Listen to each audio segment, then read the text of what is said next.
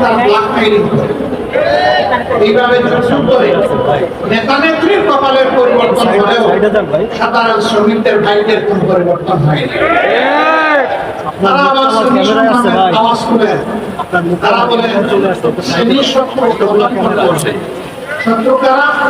শত্রু হচ্ছে মালিক পক্ষ। আচ্ছা, মালিক যদি না থাকে তাহলে শ্রমিকরা কাজ করবে। আমরা ওই প্রথমের রাজনীতিতে বিশ্বাস না, আমরা পারস্পরিক শ্রদ্ধা, মর্যাদা, ভালোবাসার রাজনীতিতে বিশ্বাসী।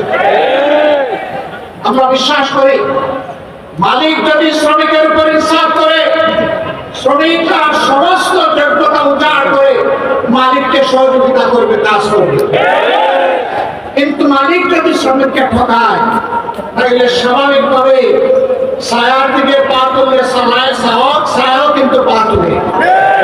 তখন আর ওই শ্রমিক বন্ধুটি ভাইটি ভরটি তার সমস্ত যোগ্যতা উজাড় করে ওই মালিকের জন্য কিছু করবে না।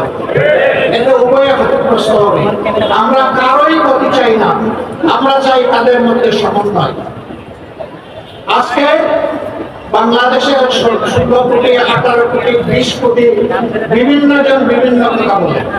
তার মধ্যে বিশাল অঞ্চল জুড়ে শ্রমিকদের প্রচারণা শুধু দেশের ভিতরে বাইরেও ঘটে। আজকে তো দেশের ভিতরে শ্রমিক ভাই বোনদের জন্য আমরা কথা বলছি, বাইরের যারা তারাও তো আমাদের ভাই বোন, তাদের জন্য কথা বলবে কে?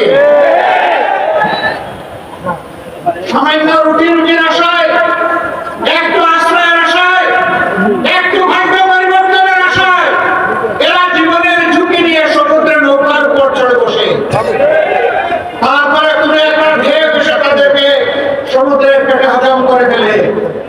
আর কেউ ভাগ্যবশত চলতে চলতে দুলতে দুলতে পুরো স্রোত যেখানে গিয়ে বসতে চায় সেই বন্দরে ভিড়ে, ওখানে বিরাট